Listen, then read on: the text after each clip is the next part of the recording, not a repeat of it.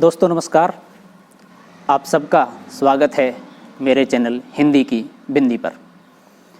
आइए आज कुछ नई चीज़ सीखते हैं हिंदी भाषा, हिंदी साहित्य, हिंदी व्याकरण में।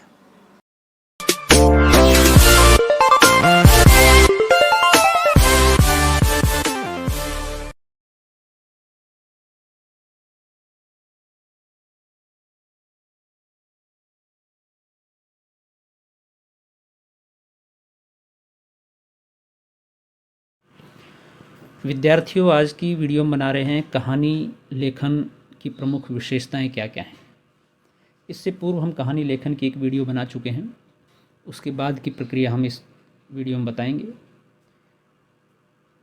वीडियो बनाने से पहले, प्रारंभ करने से पहले आप सबसे निवेदन है, यदि आपने हिंदी की बिंदी चैनल को अभी तक सब्सक्राइब नहीं किया है, आप पहली बार इस पर विजिट कर रहे हैं, पहली बार आए हैं, तो इसको सब्सक्राइब ज़रूर कर लें और बेल आइकॉन को भी दबा लें ताकि जो वीडियो बने उसकी सूचना आप तक तुरंत पहुंच जाए।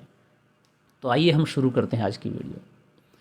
कहानी की प्रमुख विशेषताएं, इसकी निम्नलिखित विशेषताएं हैं। आज कहानी का मुख्य विषय मनुष्य है, देव या दानव नहीं। प्रारंभ में मनोरंजनात्मक कहानियों में देव, दानव, राक्षस और पुराने आख्यान, ऐतिहासिक रामायण, महाभारत या पुराणों के आधार की जो कहानियाँ हैं, जो कथ्य हैं, उनके आधार पर कहानियाँ गढ़ी जाती थीं। पशुओं के लिए भी कहानी में अब कोई जगह विशेष नहीं है। हाँ, बच्चों के लिए लिखी गई कहानियों में देव, दानव, पशु, पक्षी, मनुष्य सभी आते हैं, अर्थात सभी का चित्रण होता है। लेकिन श्रेष्ठ कहानी उसी को कहते हैं जिसमें मनुष्य के जीवन की कोई समस्या या संवेदना व्यक्त होती है। देवी देवताओं, दानवों और पशु पक्षियों का समय अब समाप्त हो गया। ये परिवर्तन है कहानी के दौर में, लेखन में निश्चित रूप से दिखाई देता है।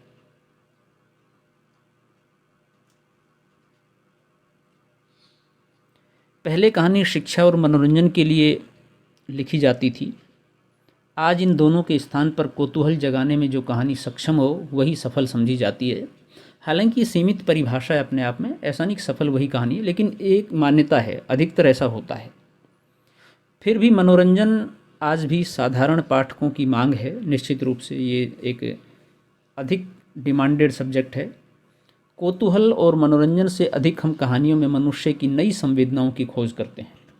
नई संवेदनाओं से तात्पर्य यह है कि मनुष्य का जीवन का उद्देश्य क्या है, उसको ध्यान में रखते हुए कहानी जब लिखी जाए तो उसकी संवेदना यही है कि मनुष्य के प्रति ही नहीं, पशु पक्षी, पेड़ पौधे, पूरी प्रकृति, पूरे प्राणी जगत के प्रति संवेदित रहे, स्नेह करे, प्रेम से रहे, सहज भाव से, सामूहिकता से रहे।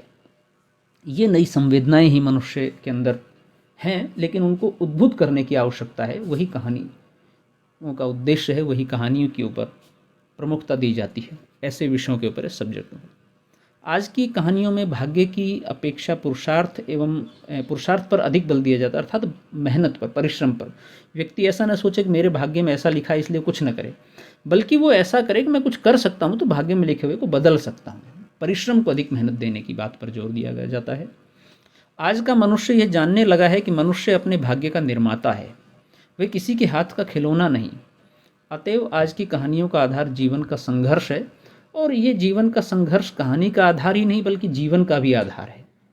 देखिए, सब कुछ सहज भाव से प्राप्त हो जाए तो उस जीवन का महत्व नहीं है, और जीवन जीने की कला या जीवन जीने का आनंद भी तभी है जब आप संघर्ष करें, प्राप्त करें, संघर्ष करें, प्राप्त करें। और ये चलने वाली प्रक्रिया है, एक जगह जाकर के समाप्त होने वाली नहीं है, निरंतर चलने वाली प्रक्रिया है।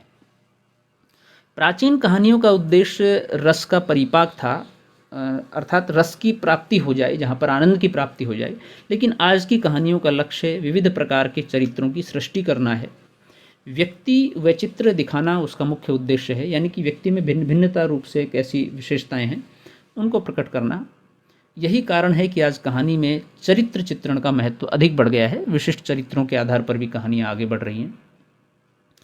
पहले जहाँ कहानी का लक्ष्य घटनाओं का जमघट लगाना होता था, यानी कि अनेक घटनाएं, उसके अंदर इतनी घटनाएं हो जाती थी, कई बार पाठक या श्रोता उस घटनाक्रम को जोड़ने में ही असमंजस की स्थिति में रह जाता था। कहानी का पूरा स्वाद ही नहीं ले पाता था, वो वाचन नहीं कर पाता था या सुन नहीं पाता था। वहाँ आज घटनाओं को महत्व न देकर मानव मन के किसी एक भाव, विचार और अनुभूति को व्यक्त करना है। प्रेमचंद ने इस संबंध में स्पष्ट लिखा है, कहानी का आधार अब घटना नहीं, अनुभूति है। तो आप जो अनुभव कर रहे हैं या दूसरा व्यक्ति जो अनुभव कर रहा है समाज में, परिवार में, तो उन चीज़ों को उस व्यक्ति को एक पात्र बना करके उसके बारे में कहानी लिखना, ये प्रमुख रूप से आज का विषय और प्लॉट हो गया है। प्राचीन कहानी समष्टिवादी थी, सबके हितों को ध्यान में रखकर लिखी जाती थी। आज की कहानी व्यक्तिवादी है, जो व्यक्ति के मनोवैज्ञानिक सत्य का उद्घाटन करती है। ये विशिष्ट एक परिवर्तन है निश्चित रूप से। हालांकि इस व्यक्तिवादी कहानी में भी एक समष्टिवादिता छिपी हुई रहती है कि किसी एक व्यक्ति के चरित्र को लेकर, उसके भाव को लेकर, उसके विचार को लेकर, उसके व्यवहार को लेकर यदि कहानी लिखी जाती है तो कहानीकार का उद्देश्य यही होता है कि उस व्यक्ति या उस जैसे व्यक्तियों को सुधारने की दृष्टि से कहानी लिखी गई है। उस व्यक्ति या उस व्यक्ति जैसे व्यवहार करने वाले लोगों में परिवर्तन हो, या वो व्यक्ति अनैतिक कर रहा है तो उसको लोग देखें, सीखें और उसको ठीक करने के लिए प्रेरित करें, या उस जैसा न करें ऐसी प्रेरणा लें। तो ये भी कहीं ना कहीं समष्टिवादी है, लेकिन व्यक्तिवादी कहानियों पर अधिक जोर दिया जा रहा है। मनोवैज्ञानिकों ने मानव मन के जिन स्तरों की खोज की है, उन स्तरों की गहराई में उतरकर मानवीय सत्य को खोलकर उपस्थित करना आज की कहानीकार का मुख्य लक्ष्य रह गया है। पहले की अपेक्षा आज की कहानी भाषा की सरलता पर अधिक बल देती है, यानी कि भाषा काफ़ी सहज हो गई है। हालांकि जटिल भी हुई है, दोनों तरह की बात है, क्योंकि उसका उद्देश्य जीवन की गांठों को खोलना है। पुरानी कहानियाँ अधिकतर सुखांत होती थी, किंतु आज की कहानियाँ मनुष्य की दुखांत कथा को, उसकी जीवनगत समस्याओं और अंतहीन संघर्षों को अधिक से अधिक प्रकाशित करती हैं। यानी कि जीवन में समस्या है, उन समस्याओं को ज्यों का त्यों बना करके छोड़ दिया है। कहानियों का ऐसा मुख्य उद्देश्य था, खासतौर से प्राचीन समय में और पाश्चात्य परिवेश में इस तरह की कहानियाँ, इस तरह के नाटक या इस तरह का साहित्य अधिक देखा गया है। लेकिन हमारे यहाँ पर अब सुखांत और उसका एक निष्कर्ष रूप में निकाल करके कहानी का अंत किया जाता है।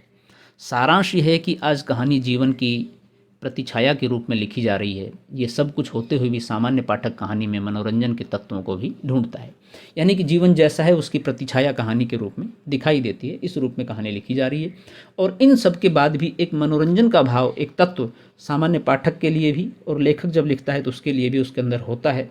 बस उसको खोजने की आवश्यकता है, और यही उसका अंतोगत्वा रसास्वादन है। रस की प्राप्ति इसी प्रकार से है। तो विद्यार्थियों, ये थी आज की वीडियो। आपको कैसी लगी हमें ज़रूर बताएं। वीडियो आपने पूरी देखी उसके लिए धन्यवाद। आशा करते हैं वीडियो आपके लिए उपयोगी रहेगी। यदि अच्छी लगी हो तो लाइक कीजिए, शेयर कीजिए, कमेंट्स कीजिए और चैनल को सब्सक्राइब करना न भूलें। आपके मन में कोई सवाल है, कोई जिज्ञासा है, कोई प्रश्न है तो पूछ सकते हैं, हम उसका उत्तर देने का प्रयास करेंगे। नेक्स्ट वीडियो में नेक्स्ट टॉपिक के साथ फिर मिलते हैं। तब तक के लिए शुक्रिया, नमस्कार, सुरक्षित रहिए, स्वस्थ रहिए।